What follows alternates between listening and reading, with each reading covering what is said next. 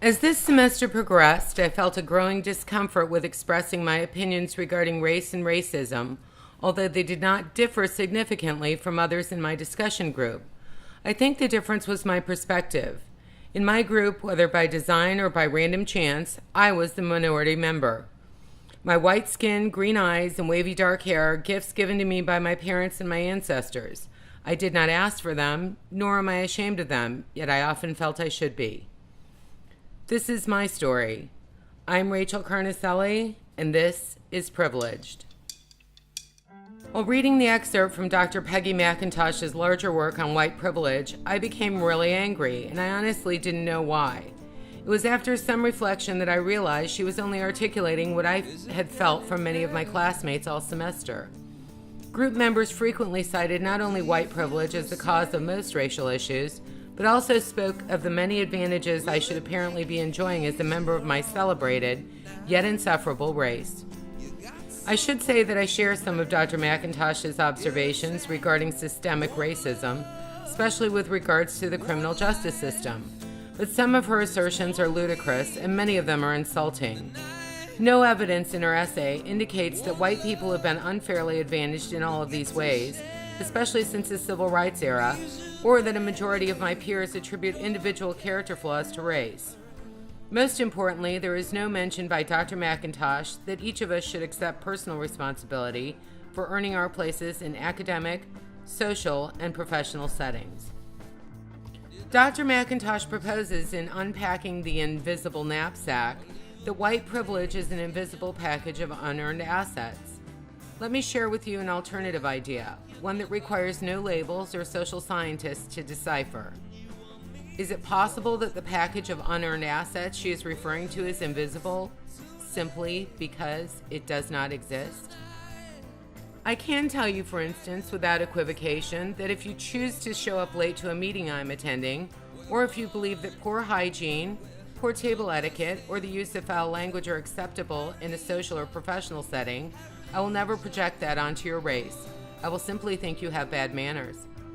The group of assertions I find most problematic, though, are those that support the idea that each of us have not had the same opportunities.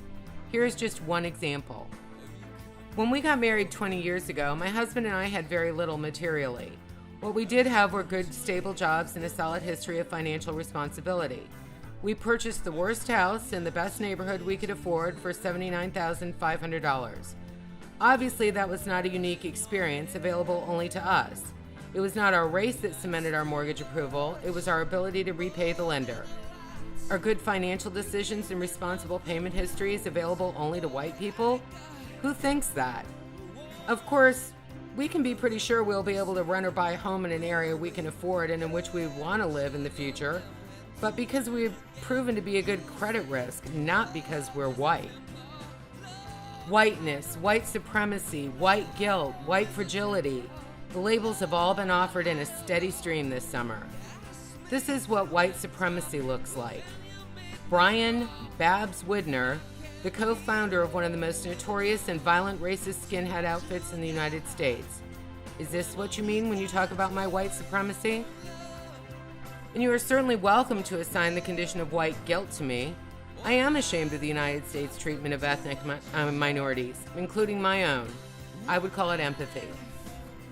The most curious label of all from this semester, though, has to be white fragility, the defensiveness that white people exhibit when their ideas about race and racism are challenged. Is it defensive to state that I earned admission to the University of Florida? That I earned the money to purchase and maintain a home? Or that I earned my college degrees? Is it defensive to question why anyone would think that their race can insulate their children from people who might not like them? Or are these all legitimate questions that deserve further exploration? Over the course of the semester, I have seen my discussion group grow more and more antagonistic to people of white European descent. It is shown in their posts, I'm paraphrasing, but they go something like this. The whites have no idea how good they have it. That never would have happened if not for the whites. White privilege is the problem. Look, if the color of my skin immediately makes you think of adjectives like oppressor or privileged when you see me, is it possible that you are a racist?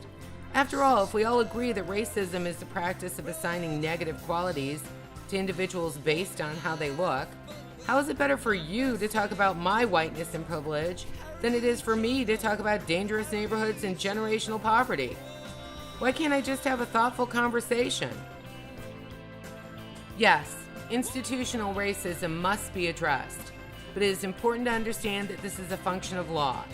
Until the minds of the people who make our laws are changed, the laws will not change.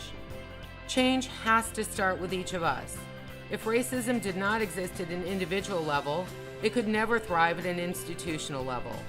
There's no secret admissions portal at UF for white people. There's no secret white code on my resume for human resources to pick up on. There's no society in the world that isn't stratified, and meritocracy should not be a myth. Until we stop blaming and labeling each other, especially for the things that are only accidents of our birth, racism will persist. Thank you for allowing me to share my story with you. I do hope that our academic paths will cross again.